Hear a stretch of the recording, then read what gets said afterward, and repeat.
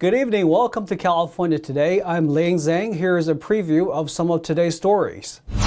State officials have once again updated the COVID-19 health guidelines. The state is planning to ease some of its requirements.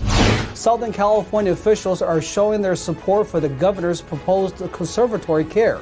The program aims to provide treatment to people who are homeless and struggling with substance abuse. We have all heard of long lines at the DMV, but now test takers can take their written exam online to save time. State officials updated large gathering guidelines for the CCP virus, also known as COVID-19. The state is planning to ease many of its vaccine and testing requirements. Let's take a look at the upcoming changes. California will drop the vaccine and negative test requirement for mega events starting next month. Mega events are outdoor gatherings with over 10,000 people and indoor gatherings with over 1,000 people. Current rules require attendees to show proof of vaccination or a negative COVID test. But on April 1st, the requirement will transition to a recommendation for outdoor mega events and a strong recommendation for indoor mega events. State health officials cited the declining case rates and hospitalizations. Officials said in the press release that these recommendations will continue to be updated as CDPH continues to assess conditions on an ongoing basis. Friday's announcement comes after the state lifted its universal mask mandate for indoor public places earlier this month. As masking transitions into a recommendation for many places, masks are now only mandatory in a handful of places statewide. These include healthcare settings, nursing homes, homeless shelters, jails, prisons, and emergency shelters. The federal order requiring masks to be worn on public transportation, including planes and buses, also remains in effect through at least April 18th. For anyone whose communities have been influenced by homelessness, California is taking drastic measures to tackle the issue. Officials in Los Angeles show their support for a planned policy that could forcefully place certain individuals into conservatory care. The Los Angeles City Council announced its support of Governor Gavin Newsom's Community Assistance, Recovery, and Empowerment, or CARE, court proposal. The CARE Court is a proposal from earlier this month that would force individuals suffering from substance abuse, mental illnesses, and homelessness into treatment and housing. The county board passed a motion and sent a letter to the state in support of the proposal last week. The county board wrote in a March 15th statement that Los Angeles County stands to benefit greatly from the rollout of the CARE Court. The board wrote that people with severe mental illness or substance abuse often end up on the streets, jail, or hospitals where they don't receive needed care. Newsom has yet to receive legislative backing for his proposal. If the proposal becomes law, every county in California has to comply with it. LA County Supervisor Janice Hahn said last week she believed there are many questions about how this program was going to be implemented and funded. Supervisor Sheila Kuhl agreed with the board's motion to support the governor's proposal, but said she is concerned that counties cannot opt in or, frankly, out. Details of the program are still limited. The governor said he'll be participating in roundtable discussions with criminal justice reform groups in the coming months. LA County supervisors said they hoped the county's public health and justice system could join the discussion. Under this policy framework, such individuals who decline treatment could be placed into a conservatorship. The American Civil Liberties Union denounced the controversial system upon Newsom's proposal of the CARE Court. As part of the motion, LA County officials will direct the county's Sacramento legislative advocates to advocate in support of the CARE Court program. California has more than 160,000 homeless people in the state, with the highest population of homeless individuals residing in LA County. According to the last homeless count, LA County has 66,000 homeless people living on its streets and 41,000 in LA City. Daniel Hall, NTD News, California. Republican lawmakers are offering alternatives to Newsom's plan, but we'll have that story for you tomorrow. Up next, the state continues to face a drier than normal start to the year.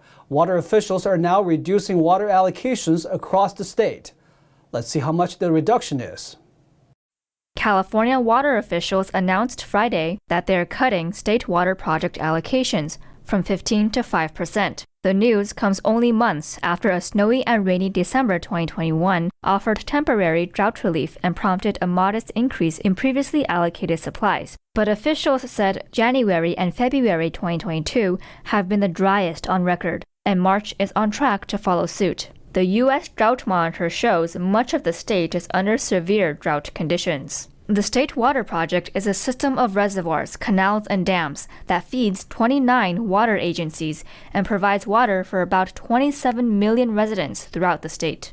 As of Friday, the statewide Sierra snowpack had fallen to 55% of average for the date. Statewide reservoir levels are about 70% of average. On Friday, the Department of Water Resources said it will also submit a revised temporary urgency change petition. If granted, the petition will allow officials to release less water into the Delta and conserve stored water in the Oroville, Shasta, and Folsom reservoirs. The Department of Water Resources will make another assessment of the State Water Project allocation following the next snow survey on April 1st. A final allocation for the water year is typically announced in May or June. Officials are now making a second attempt at changing how math is taught in schools. The new framework will shift its focus to social issues rather than mathematical mechanics. Two experts are speaking against the proposal. The California State Board of Education published a revised version of its proposed mathematics framework. The new version comes after widespread pushback against the initial version from parents and educators during public comments last May. Evers, who co-authored a letter of STEM professionals opposing the first version, previously told California Insider that most of the political content in the revision remains the same. There's been a lot of pushback. There have been 2 open letters about this math curriculum. One that I co-wrote is partly about allowing advanced students to advance, and partly about the politicization of the curriculum and the teaching material. And that's got about 1,200 people.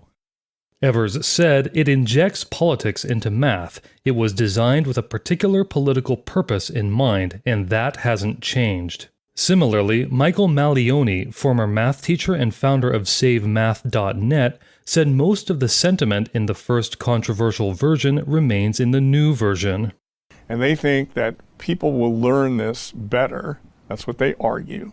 And they also think that they need to learn it in the social context. It will give meaning to what they're doing. But they also have a sort of special twist of their own to what kind of context and situation they want to bring up. Lessons include racial questions like comparing low-income Black, white, and Latina mothers in different cities. Students are asked to determine fair wages and take social justice action if they find wages are unfair. Lessons do not include political counterarguments, such as minimum wage hikes leading to layoffs. Malioni said the second draft, like the first, calls for math lessons that rely much more extensively on mathematically unnecessary and wordy language, while claiming they have the interests of English language learner students at heart. They have an idea called situated learning. So they think you can really only learn if you're in some kind of context. And so they want to have lots of word problems and lots of things that seem to be sort of practical applications. Evers compared math questions to those used in Soviet East Germany, where word questions would ask students how many American bombers could be shot down. So far, anyway, they've thought that students should all be in the same classes up to 11th grade, and then maybe they could take some advanced classes. So they're trying to level down. Malioni said the draft uses words like equity and equitable without clear definitions. He added that students in school districts who don't follow the new framework would be at an advantage over those who do. Students would have the opportunity to learn standards-based math content rather than vaguely defined big ideas mentioned in the framework. Daniel Hall, NTD News, California. To hear the full conversation with Williamson Evers, visit California Insider on the Epoch Times Epoch TV or YouTube. Californians are now able to take their written driver's test online. Here's to skipping the long lines and wait times at the DMV. The California Department of Motor Vehicles started offering online options to take their driver's license knowledge test. In a March 17th announcement, customers can complete their knowledge test at home before visiting a DMV office. After registering online and paying a fee, customers can choose to take the exam online or take the new e-learning course. DMV Director Steve Gordon said, "This is one more example of how the DMV is modernizing to add more convenient services online that used to be only available in an office. Customers can take the remote online exam during the weekdays, and it's available in 35 languages. At the same time, participants must agree to be monitored throughout the exam. It requires a laptop or computer with a webcam. Test takers have 2 attempts to pass it online. If they fail twice, they will be asked to take it in person." The other option is the interactive e-learning course, which can be taken on an electronic device and is available 24/7. It takes approximately 45 minutes and is only available in English. After completing one of the online options, customers must go to the DMV to complete the rest of the process, such as providing identification documents, taking a photo, and completing a vision screening and thumbprinting. The DMV said the remote exam is currently available for the nearly 2 million tests taken by Californians renewing their license each year, as well as the 1.3 million tests taken by adults getting licenses for the first time who also don't have ID. Coming up, a trip to the gas station can seriously lighten one's wallet nowadays, leading to some rideshare drivers to lighten their driving. The state's attorney general says Pasadena is violating a recent housing density law, but the city says it wants to preserve several of its long-established landmark districts. And a late-night high-speed stunt was captured on video showing a Tesla jumping into the air and crash landing in an LA neighborhood. That and more here on California Today.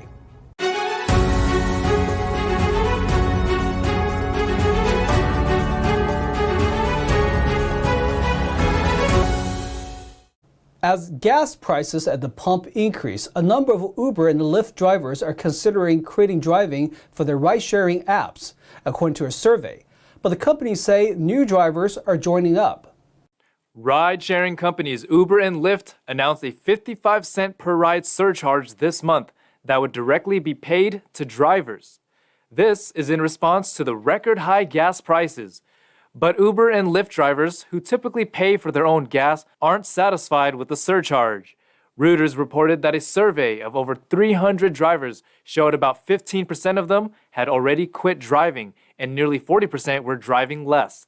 The survey was conducted by the Rideshare Guy, a popular driver's blog. One driver, Fabricio Lombeda, a part-time driver in Georgia, said, "It's rather insulting that they even suggest 55 cents per ride. Because you have rides that are 2 minutes long, and then you have rides that are an hour long." Uber and Lyft say their number of active drivers is steadily rising as daily activities resume. Lyft stated, "We've not seen a decline in the number of drivers on the platform or the hours they drive when, for example, you compare March to January." Michael Erstad, an analyst with M Science, said, "There is some risk of driver departures. Otherwise, you would not have seen both Uber and Lyft institute surcharges." As of March 21st, average gas price is $5.86 per gallon in California and $4.25 nationwide, according to AAA. The Attorney General is setting his sights on Pasadena for enforcement of a recent housing density law. The city has several long-established landmark districts protecting traditional buildings. The AG says Pasadena is trying to get around the law, as may have been the case for one Bay Area town. Pasadena, the home of the Rose Bowl, may soon also be home to high-density housing. That change could come after Attorney General Rob Bonta issued a letter to the city and its mayor alleging they are in violation of a new housing ordinance law. The law, SB 9, came into effect on January 1st. It splits up single-family housing lots into multiple sections to allow for building more smaller houses. Pasadena has several long-established landmark districts.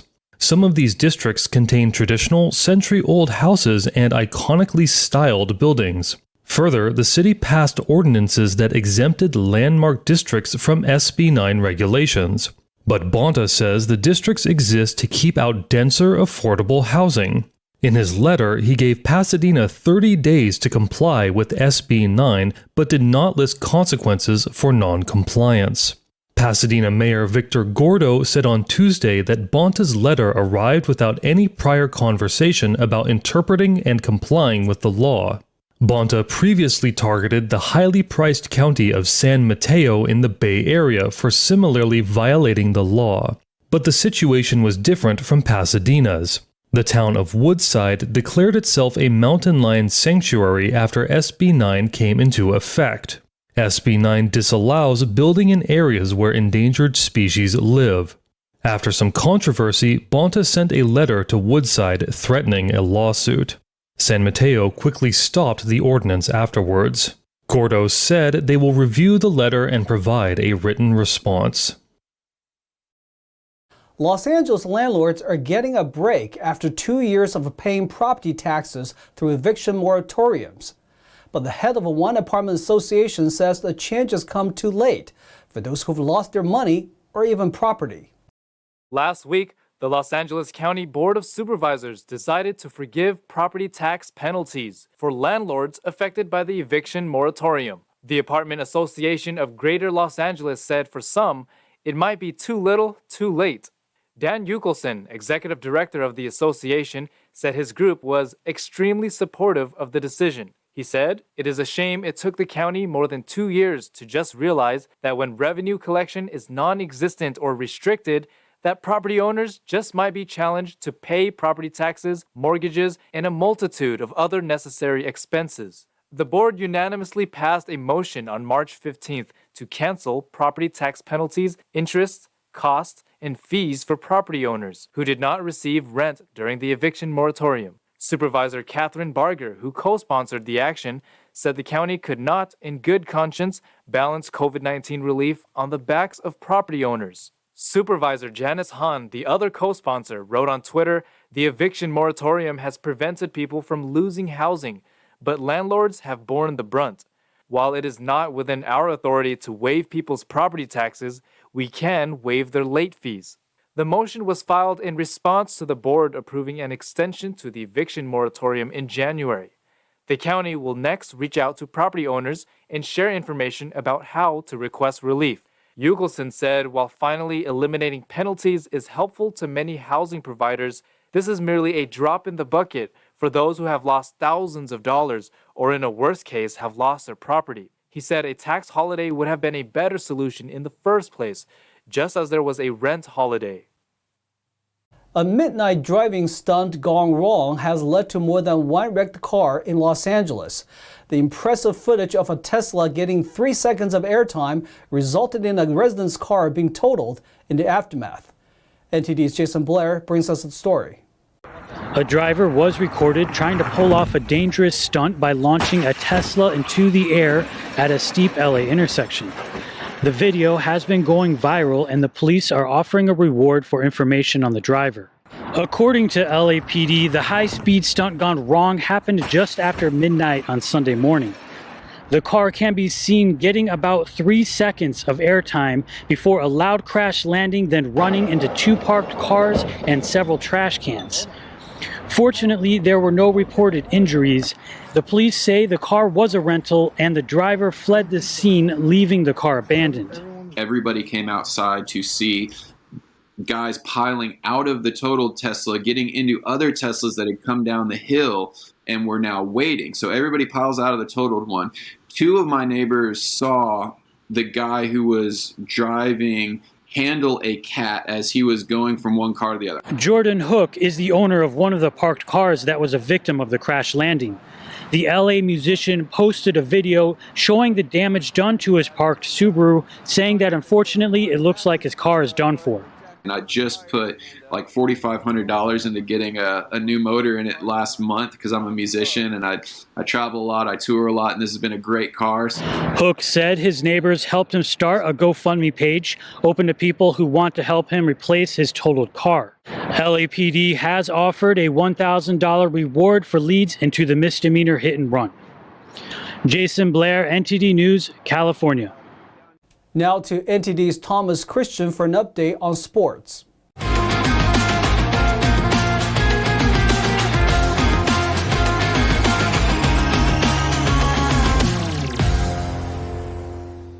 I'm Thomas Christian, giving you the California Sports Roundup.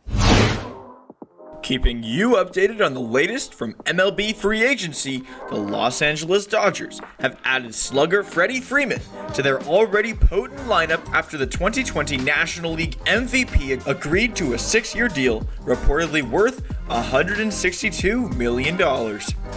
The 32-year-old infielder spent the last 12 seasons with the Atlanta Braves, where he hit .295 with 271 homers and 941 RBIs, and was named an All-Star 5 times.